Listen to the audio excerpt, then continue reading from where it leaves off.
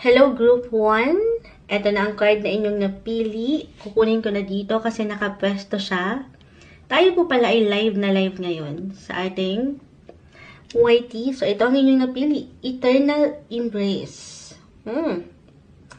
Okay, so lagay ko muna dyan. Eternal Embrace for 2024. Ano yan? Anong meron sa Eternal Embrace, Moonchild?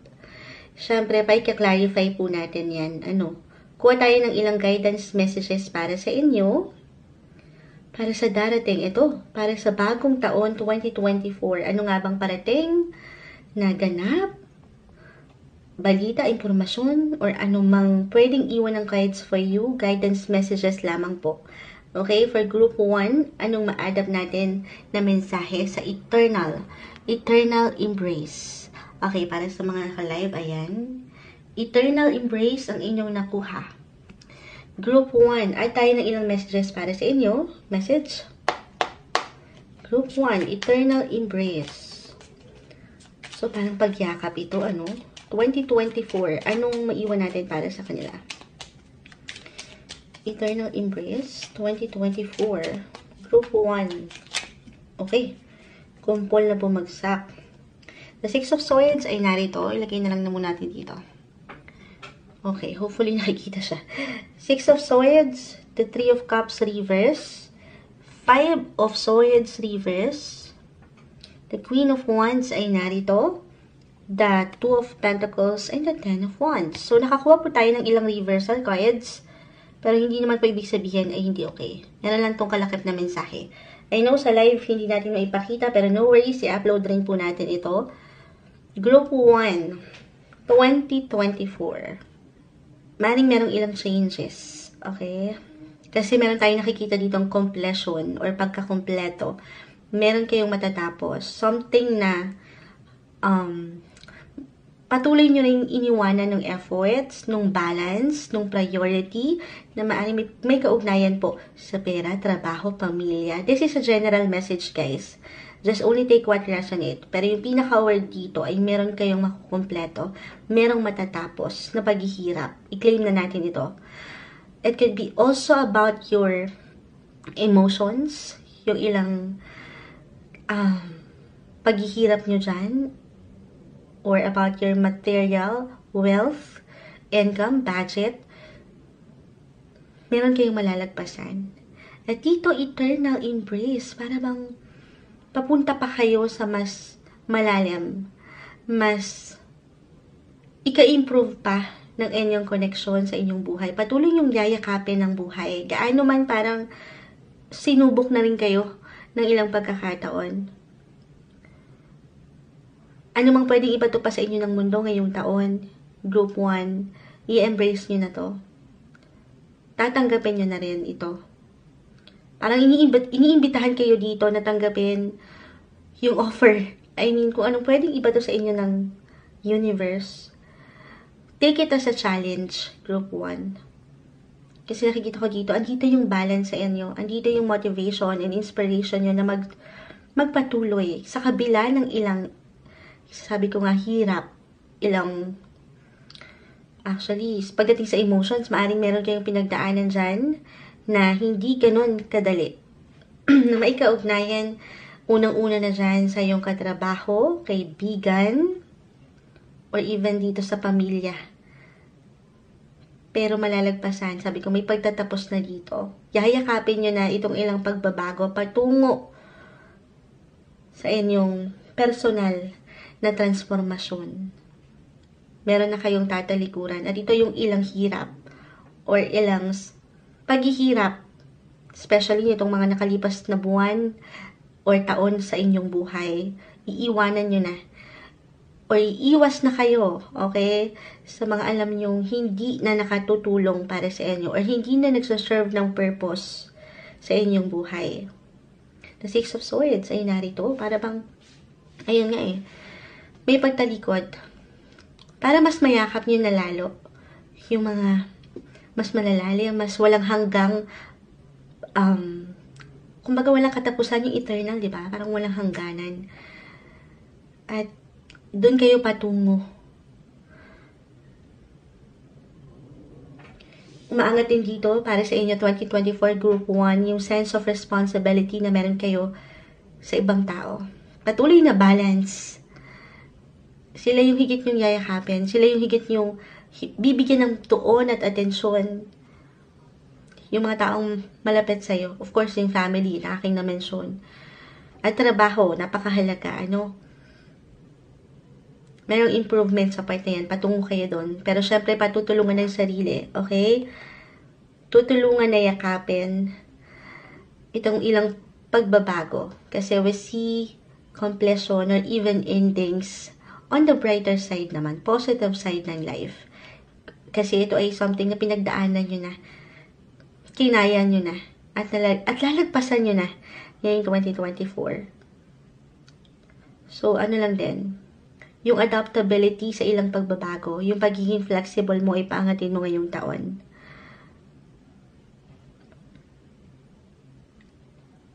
At, ito na nga rin.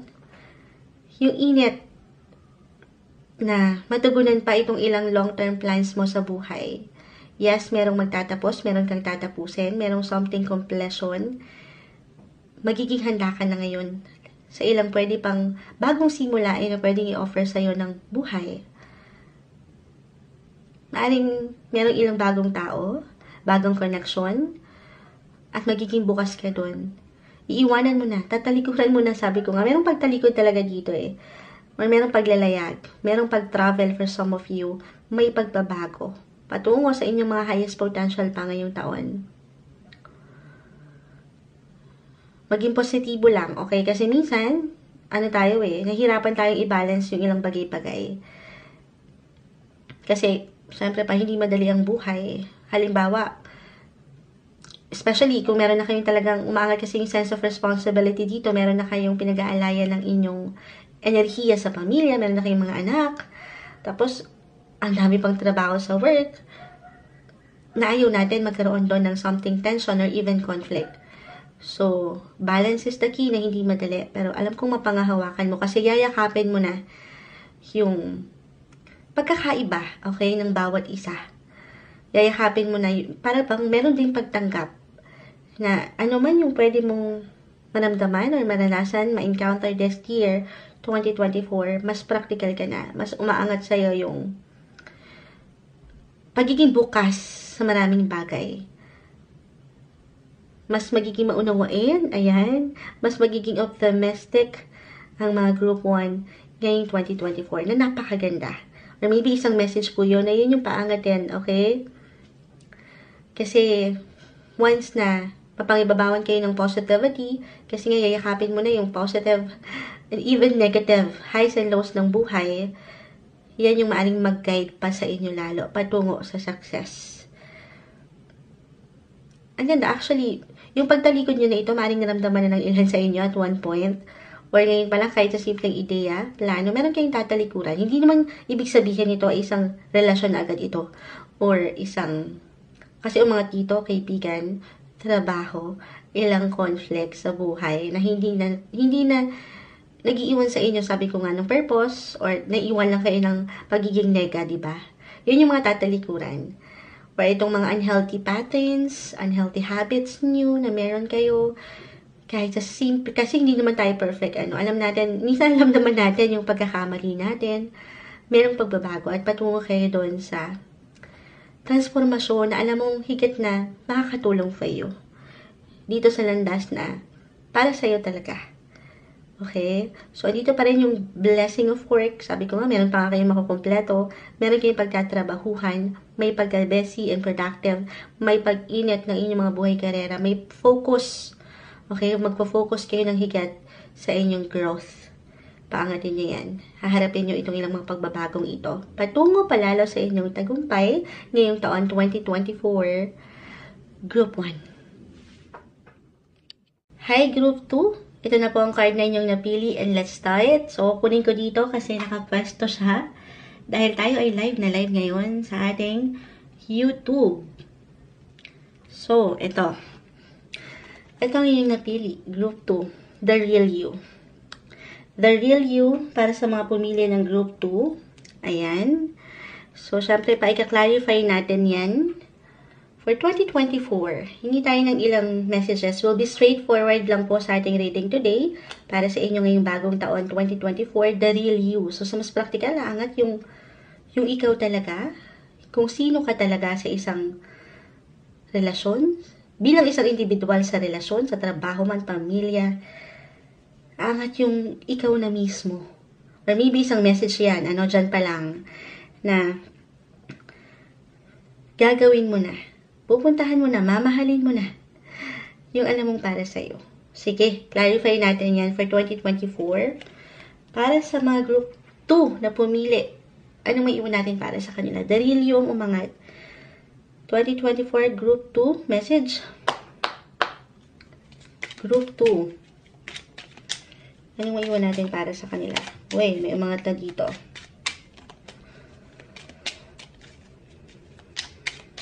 Group 2.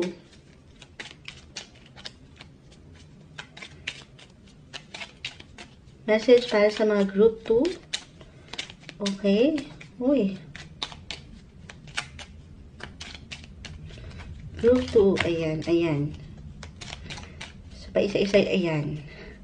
Pa isa-isa yung lumalabas, guys.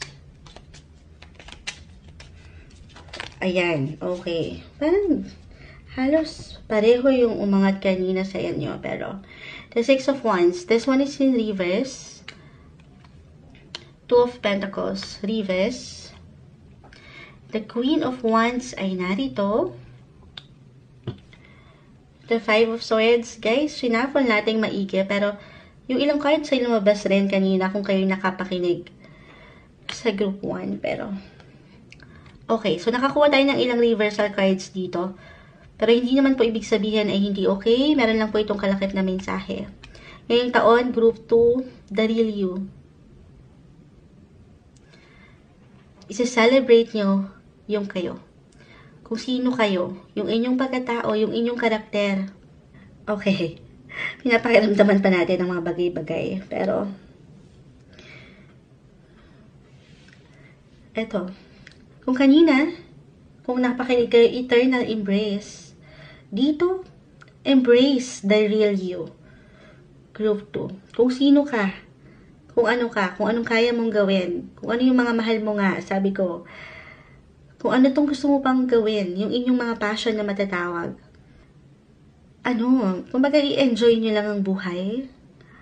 Kahit pa, kasi merong, to be honest, hindi ko ito tatamisan, pero wag lang po lalaliman. Merong ilang tension, may stress na napaka-normal. Wala namang, parang hindi ito buhay. Buhay, kung walang stress, humaharap tayo dyan, almost every day. Pero, ito, paangatin mo yung ikaw lang. Actually, parang, easy peasy na to sa'yo eh. Itong pwede iba to sa'yo ng buhay ngayong bagong taon.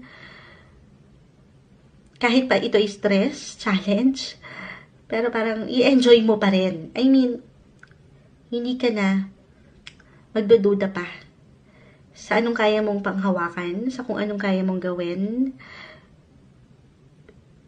Mas better na kung yung iyong mindset, kung paano mo hinahandle yung ikaw sa isang sitwasyon. Saan mang sektor magbigay diin ng inyong buhay ngayong taon. Yes, sabi ko nga may ilang challenges. Meron ka rin ditong celebration, as I've mentioned, kasi meron ka ng tatalikuran, meron ka ng iiwan, at ito yung hindi na para sa'yo.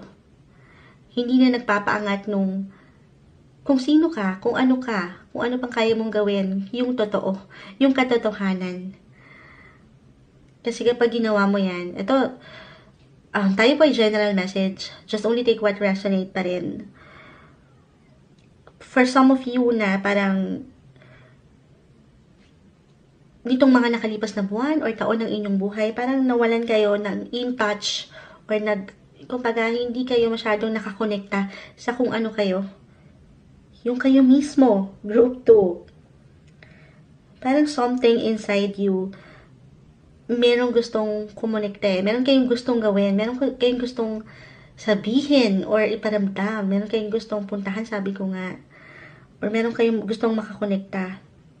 Dito kailangan nyo lamang pakiramdaman lang yung mga sarili, group 2.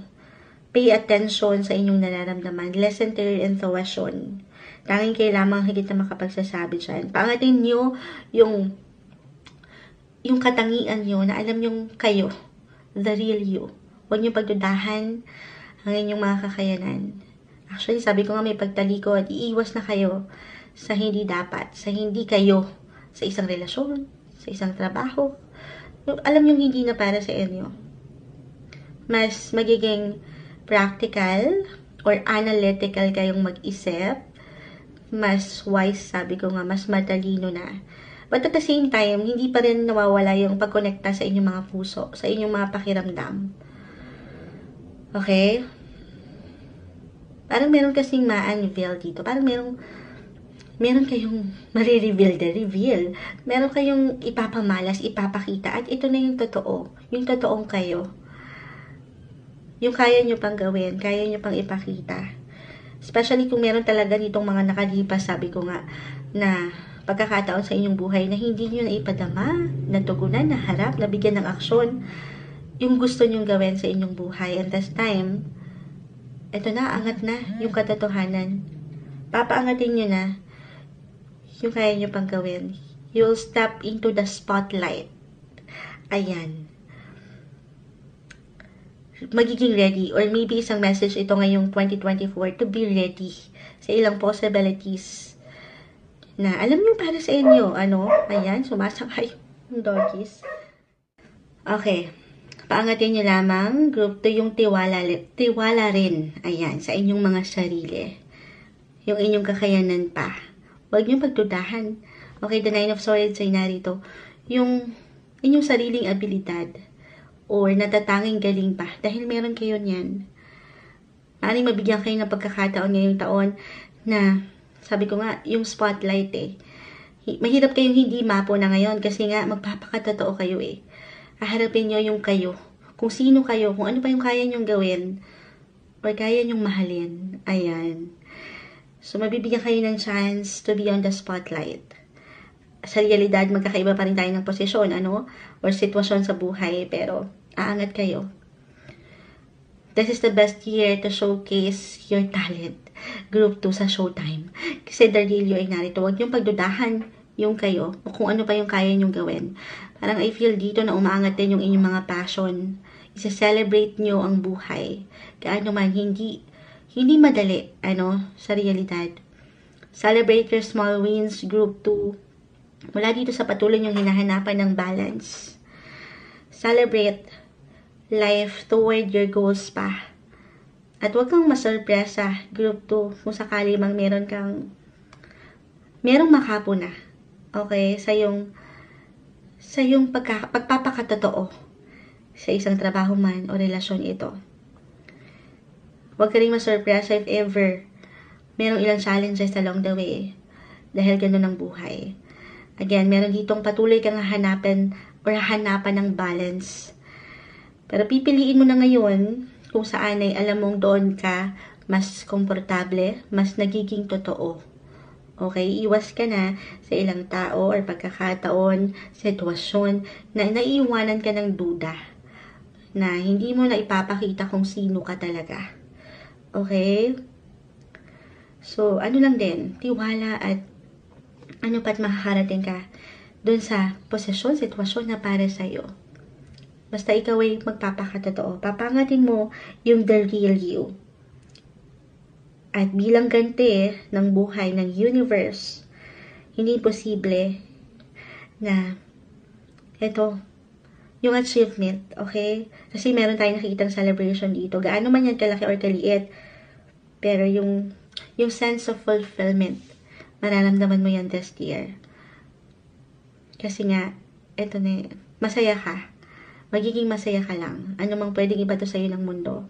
Kasi ikaw to Alam mo yon, ikaw yan. Nagpakatotoo ka lang. Balance.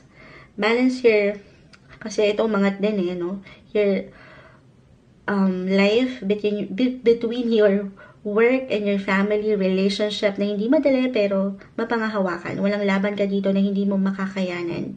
Lalo pa kung paangatin mo yung ikaw, yung katotohanan, yung kaya mong gawin.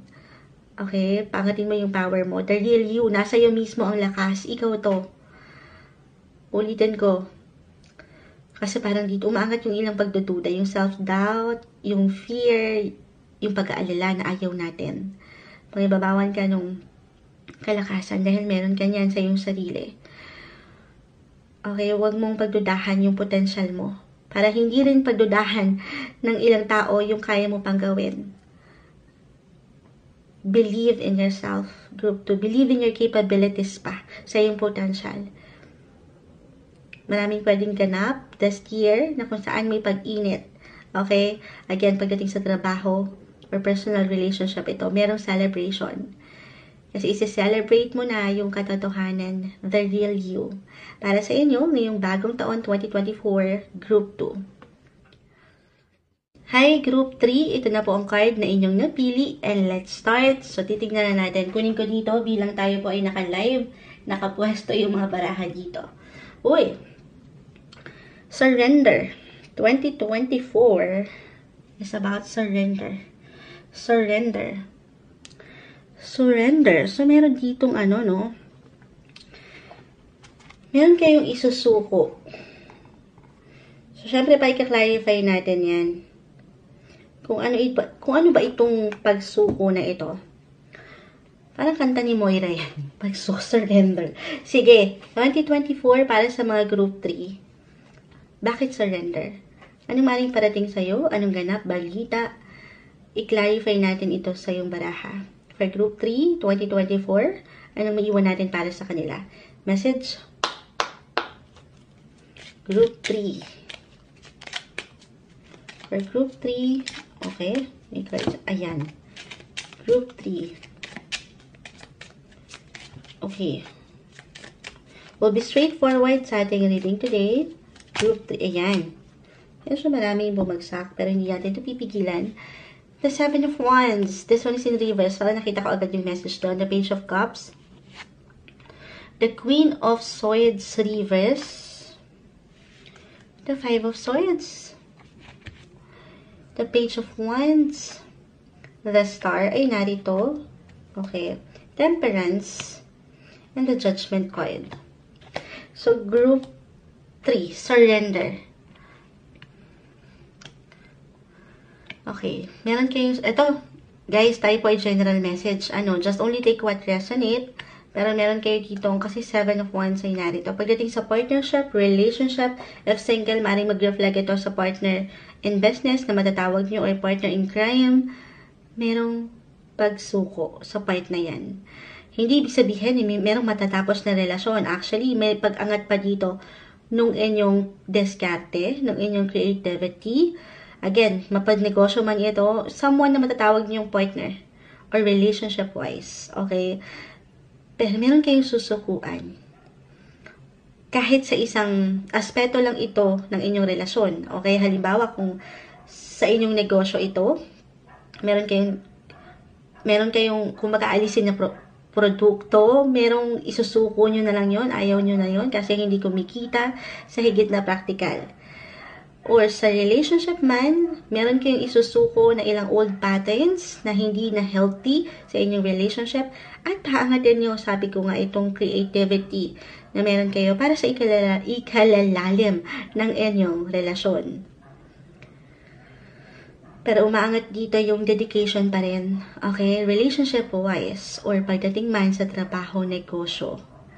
Surrender. Eto tayo. Isa-ibang guys, again, general message. Meron ako nakikita ditong laban. Laban ng buhay. Nasa araw-araw naman, malaban tayo, bumabangon nga tayo everyday para harapin itong laban ng life. Pero, kung itong laban na ito ay hindi na para sa'yo, the 5 of Swords, Queen of Swords, may mga laban na hindi para sa atin pero minsan, push pa rin tayo ng push kasi feeling natin kailangan natin ipaglaban pa or bigyan pa ng proteksyon. May mga laban na hindi para sa'yo, Group 3. At ito, surrender. Ito yung isusuko mo na. Hindi na ito mahalaga. Pero, tatanungin ng sarili kung natatanggap mo pa ba yung parehong paglaban at proteksyon na ito? Okay? Kasi baka ikaw na lang yung lumalaban, 'di ba? So, dapat give and take. Dapat ramdam mo rin yung pagpapahalaga. Also, surrender rin itong ilang expectations mo sa buhay, relasyon man, trabaho. Kasi wala tayong control eh. And the more na nag-i-expect tayo ng mataas, minsan, dyan pumapasok yung disappointment. May tendency, di ba? Kasi nga, ang nagtatry tayong mabuti eh. Pero kapag hindi umaayon kumbaga sa ating kagustuhan yung ilang bagay-bagay, yung in-expect mo, dyan mas masakit.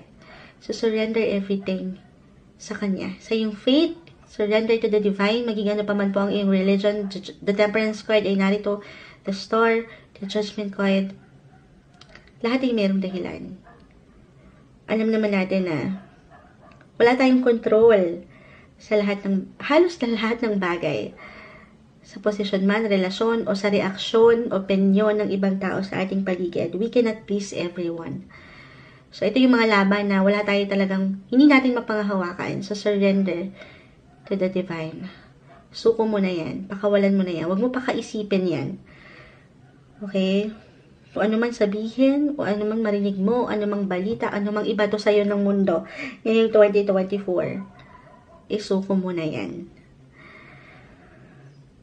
At, wag ka nang mag-hold back sa ilang emosyon na ito na hindi para sa'yo, sa ilang expectations mo pa, at habaan ng iyong pasensya. Be patient lang din, the temperance ay narito, sa pwedeng proseso na pwedeng mong pagdaanan ngayong taon. Ano pa, kasi dito nagliliwanag, narito ang the star, the temperance, ang balance lang ito, the judgment, may magliliwanag na katotohanan. Judgment card. May renewal, may something bago. Okay? Aangat yung sense of clarity sa'yo na sandali. Marahil ito pala, kumbaga kung ngayon, at one point this year, hindi mo maintindihan yung pinagdadaanan mo, na nababalutan ka ng confusion, ng disappointments. At the end of the day, malalaan mo rin eh. Makikita mo rin yung clarity kung bakit. Makikita mo yung dahilan. Ito nga, sabi ko nga, everything happens for a reason, guys. At sa huli, masasabi mo sa iyong sarili na, ay, ito pa rin pala. Kaya pala, okay? Ito rin pala ay para sa akin. Sa iyong higit na ikabubuti. Para sa iyo rin. Okay? Para rin, higit ka pang makapag-move forward sa iyong buhay ng may confident, ng may lakas. Kahit meron ditong pag-angat ng iyong kakayanan kahit hindi mo pa ito ma-realize, or maybe isang message ito na paangatin yung kakayanan mo, yung confident, yung strength in you, group 3, dahil meron ka niyan. Gaano man parang ang hirap bitawan ng ilang bagay-bagay na parang sa tingin mo hindi mo kayang tumayo sa iyong sarili mga paa, pero kaya mo. Ito yung laban eh, na kahit ikaw lang muna, or kahit ikaw lang mag-isa, kakayanin mo. Yes, I will be honest, merong emotional ups and downs sa surrender card na ito. Para pananatilihin mo yung pagiging optimistic, yung paniniwala mo, okay, hindi lang sa iyong kakayanan, hindi lang sa proseso na ito na pwede mong pagdaanan sa buhay, pero higit sa Kanya. Sa iyong faith, as I've mentioned. Maging ano pa man po ang iyong religion, so pray lang din. Surrender everything to Him. Surrender to the divine. Itong mga laban na parang hindi mo na kayang panghawakan, isuko mo na yan sa Kanya. Okay? Okay. So, medyo malalim ang group 3 kasi meron ditong pagsuko. Pero sa pagsuko mo na ito, babangon ka. Lalaban ka. Paangatin mo yung tiwala na meron ka sa iyong sarili na magagampanan mo mga bagay-bagay. Kaya naman parang nandito yung ups and downs ng buhay pa rin. Patungo sa yung patuloy na progress in life. Have a positive mindset. Yun yung paangatin mo ngayong taon. Huwag ka magpatalo sa ilang parang hindi para sa'yo eh. Okay? Lagi nating tatandaan na mayroong dahilan ng lahat. Yun lang naman. At mag-focus ka na lang sa mga tunay na hangarin mo pa. Yung mga gusto mo pang gawin na hindi mo nang hindi mo nililimitahan ng iyong sarili. Dahil hindi mo kaya. I mean, kasi nga parang nag-hold back pang ilan na ayaw natin. Pakawalan yung sarili nyo sa part na yan. Na hindi nyo kaya or nagdududa kayo kung kakayanin nyo ba. Dahil meron kayong kakayanan. Ito na yung opportunity para sa inyo na yakapin itong mga bagong relasyon, posisyon na pwedeng ihain sa inyo ng universe this year. Maniwala ka sa iyong sarili, group 3. Okay? Actually, papunta kayo sa inyong mga highest potential. Sa inyong mga pangarap pa. May ilang bago. May renewal. Or maybe, or rebirth. Para bang papanganak kayo ulit sa una. Yung pakiramdam na you're out with the old na and in with the new. Kasi nga, meron na kayong isinorender sa kanya. So, be ready sa ilang pagbabago or bagong ganap sa inyong buhay ngayong taon. Maparelasyon man, pag-ibig, or pagdating sa inyong work. Temperance, balance, and patience. Yun lang. Patience and patience. Pagkatiwalaan din ang prosesong ito. At ang iyong sarili. Ngayong 2024 para sa inyo, Group 3. Hi, Group 4. Ito na po ang card na inyong napili. And let's start. So, ito yun. Live na live rin po tayo ngayon sa ating, dito sa ating channel, sa YouTube. So, ang nakuha nyo ay acceptance, group 4. Nakahanay kasi naka-live tayo. Dito siya nakapwesto, pero ayan. Acceptance ang nakuha ng group 4. So, ika-clarify natin ito ngayon. Ngayong 2024, anong parating sa inyo? Acceptance. So, dyan pa lang. May pagtanggap. Tinagalog lang ni Moonchild. Hindi. So, sa kabuuan, ano mang pwedeng iba to sa inyo ng mundo ngayong 2024, group 4? Tatanggapin. Positive, negative, ups and downs ng buhay. Tatanggapin. Siyempre, ka-clarify na natin yan. Now na, anong maiwan natin? Anong ganap? Anong parating sa inyo? Balita, informasyon, mensaheng gabay lamang po. We'll be straightforward sa ating reading ngayon for Group 4, 2024. Anong maiwan natin para sa kanila? Message? Group 4, acceptance. Anong maiwan natin para sa mga Group 4? Ano kailangan nilang tanggapin? Anong pagtanggap ito? Acceptance ang umangat para sa kanila. Okay. Acceptance. Okay, may umaangat. Okay. So, spread natin isa-isa. The 6 of Wands ay narito. 9 of Swords is here. Alam nyo, parang kanina pa to from the top. Hindi. Kanina ko pa nakikita yung ano yun, Moonchild? Yung security. Yung balance. Yung patuloy yung paghabol sa balance ng buhay. Uy. Acceptance. So, pagtanggap sa ilang offer.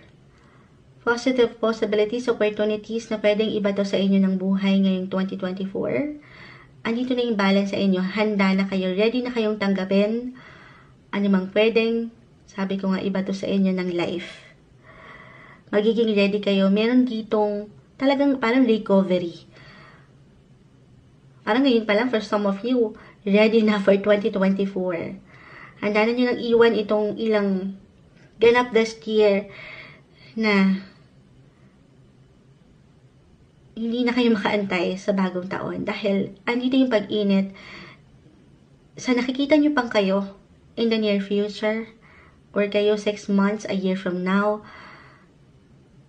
Andito yung pag-iwan nyo ng aksyon or ilang plano ito, pagbabalansin nyo sa buhay kung paano nyo higit na magagampanan ang inyong ilang obligasyon at responsibilidad in life. So, may healing, may healing din ako nakikita. So, sa higit na praktikal, kung ito po ay may kaugnayan sa ilang pag-aalala o ilang isipin na meron ka sa relasyon, trabaho, pera, acceptance. At tutulungan nyo, of course, sa healing, sa pagpapagaling. The Ten of Swords kasi is in reverse. 9 of Swords ay narito. Sa pagpapahilom na ito ng inyong sugat, iba-iba tayo ng proseso na pwedeng pagdaanan sa part na yan, doon sa healing process. So, hindi nyo kailangan magmadali, okay? Self-care, group 4. Lalo pa kung parang, lalo na, kung meron talagang ito existing na ilang responsibility sa inyong buhay. Self-care. Huwag nyo kalimutan yung kayo. Mag-set kayo ng priority para sa inyong sarili ngayong taon. Acceptance is the key. Ayan. Meron kang lakas ngayon. Natanggapin ng mga bagay-bagay. Mas open-minded ka na. Mas bukas na bukas ang iyong isipan sa pagtanggap. Na ang bawat isa sa atin ay iba-iba. Ano mang kritisismo, opinion, na hindi maganda.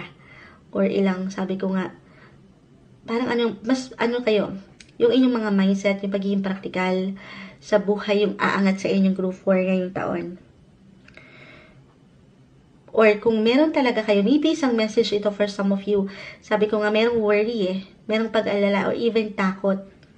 For some of you, just only take what resonate po. Merong nagiging concern ang ilan.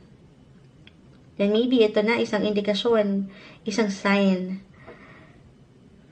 na kasi once na inaccept niyo yan, tinanggap niyo yan, maging ano pa man yan, dyan magbubukas ng higit yung healing. Dyan nyo matatanggap yung paggaling. Huwag nyo, sa pag-set ng priority na ito sa inyong buhay, huwag nyo lang subukan na baguhin yung ilang bagay na wala na sa inyong control pa. Or, kumbaga, hindi nyo na kaya. Alam niyo yun? Paano ba yun? Paano yun, Moonchild? May mga bagay na hindi natin kayang baguhin eh. Lalo pa kung ibang tao ito, or ibang pakiramdam, ibang emosyon. Labas na tayo dun eh. Siya na yun. Sila na yun. Kumbaga, beyond your control na yun. Beyond your power to change. So, ang magagawa mo rito, group 4, ay ang mag-focus dito sa kaya mong tanggapin. Kaya mo pang baguhin or ma-improve sa iyong buhay. Again, it could be physically, umangat yung self-care dito. Mentally, physically, emotionally, ayan lahat na. Spiritually, dadaan kayo sa transformation. Patungo palalo sa pagtanggap nyo sa kung sino kayo bilang isang individual sa inyong buhay, relasyon, pamilya, trabaho, ilang tao sa inyong paligid. Alisin yung pag-aalala. Lalo na sa pag-iisip na tanggap ba ako nito or tanggap ba ako ng mga, alam niyo, minsan nag-aalala ang ilan na hindi makakatulong para matanggap niyo yung healing na aking na-mention or yung sense of inner peace na deserve niyo. Deserve niyo yung peace of mind. Huwag natin bigyan ng force or ng control ang ilang sitwasyon na hindi na para sa atin. Mag-focus ka sa kung ano pang kaya mong gawin or kung ano pa tong pwede mong magawa sa iyong buhay ngayong taon. Kasi kapag pinaangat mo yung kumbaga yung behavior mo o yung character mo na kaya mong tanggapin ang mga bagay-bagay. Positive, negative, sabi ko nga. Ang pwedeng resulta man yan or pakiramdam. Diyan, mas recovered ka na mas healed, mas aangat yung sense of peace para sa'yo. Na wala ka na kasi magagawa, yun ka Yun yung nararamdaman mo para sa akin, yan yung resulta, tatanggapin ko. Maging ano pa man yan. Acceptance, kung nasan ka ngayon, kung anong posisyon mo ngayon, kung nasang relasyon, acceptance dito sa ilang pagkakaiba ng bawat isa sa iyong buhay. Acceptance kung anong meron ka ngayon. Kung, sabi ko nga, kung ano ngayon. Hindi na tayo nangangarap pa sa kung ano pang pwedeng iba to sa inyo ng buhay bukas or sa darating pa na punto ng inyong buhay. Pero maybe isang sign ito, isang message for some of you na sa pagtanggap sa kung ano ka ngayon, yan yung magiging daan. Okay? Kung tanggap mo kung nasan ka ngayon, yan yung magiging daan para mas ma-achieve mo pa, mas marating mo pa yung purpose mo sa buhay, patungo sa yung mga highest potential. Unti-unti. Kasi diba, sabi nga nila, ano kasabihan ni ano? Ano yun? Ano yun, Moonchild? Yung, tulungan niyo ako guys, yung bang, ang lumingon sa ano, ayan, naghahang na po bilang anong oras na. Ang hindi lumingon sa pinanggalingan, yon yung ganon, ay hindi makakarating sa paroroonan. So, ngayon pa lang, i-accept mo na kung nasan ka. Gaano man minsan nasasaktan ka, nag-aalala ka, meron kang ilang isipin pagdating sa usaping pera, relasyon, trabaho, acceptance. Paniwalaan mo na yung puwersa ng buhay, ng universe, ay hindi taliwas or hindi ka kalaban. Okay? Hindi ka kalaban ng buhay dito, Group 4. Kakampi mo ang buhay. Kailangan mo lang tanggapin ng mga bagay-bagay ngayon. Ano pa? Kung paniniwalaan mo at tatanggapin mo kung ano ka ngayon, yan yung ano itong acceptance yan yung magbubukas pa ng ilang tanglaw. Wow, tanglaw. Ng ilang liwanag. Ulitin ko patungo sa success, sa improvement, or even development. The 6 of Wands ay narito. This is a sign of celebration. Huwag lang magpapatalo, okay? Sa ilang pag-aalala. I feel na parang warrior. Or parang may clouded judgment dito. Ilang duda sa sarili or sa ilang tao. Merong parang trust issues for some of you na mabubuo. Parang hindi na kayo magtitiwala ulit. Huwag naman, okay? Panilay-nilayan lang yung buhay, Group 4. Pataasin yung confident na meron ka sa yung sarili. Pataasin yung acceptance. Kasi merong purpose kung bakit. Kung bakit ganito yung pakitungo sa'yo. Kung bakit ngayong taon parang hindi ako natanggap ng taong ito, sa trabahong ito, sa relasyong ito. Merong dahilan. Acceptance. Okay? Self-care. Yan nga, sabi ko. Kasi parang, ang dami yung iniisip Ang dami yung gustong tanggapin. Yes. Maaaring ito ay offer. Lalo pa kung mag-reflect yung pagiging productive and busy ng ilan sa inyo ngayong taon. Huwag nyo lang din kakalimutan yung kayo.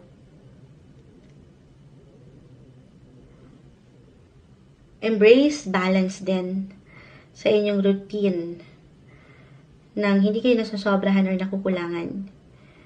Para hindi kayo, kasi parang meron ditong nasasaktan, physically, emotionally, minsan hindi natin napupuna, pagod na pala tayo sa ilang pag-aalala na ito. So, alalay lang din po sa inyong mga sarili. Don't be too hard sa inyong mga sarili, Group 4. Acceptance, pagtanggap. Yes, pagtanggap sa sitwasyon, sa tao, sa relasyon. Pero hindi ibig sabihin nun ay, kumbaga, i-give up mo na lang. Na hindi ka na mag-a-accept ng mga bago or something bago sa buhay mo. Acceptance is the key. Kung nasan ka ngayon, balance sa ilang bagay na hindi nakakatulong para sa'yo. Huwag kang magpaiwan doon sa emosyon at paangatin mo yung pagiging practical ngayong taon. Ulitin ko, patungo pa kayo sa improvement or even development, may success. May celebration pa nga. May bunga. Pero tutulungan ng sarili. Guys, reminder tayo na ang tanging may iwan lamang po ng mga baraha, ay yung maaaring kondisyon sa inyong sitwasyon na kakaharapin. Okay? Pero yung pinaka-outcome, yung resulta. Sa huli, everything's still up to you. So, balance lang din. And acceptance ngayong bagong taon 2024 para sa inyo. Group 4.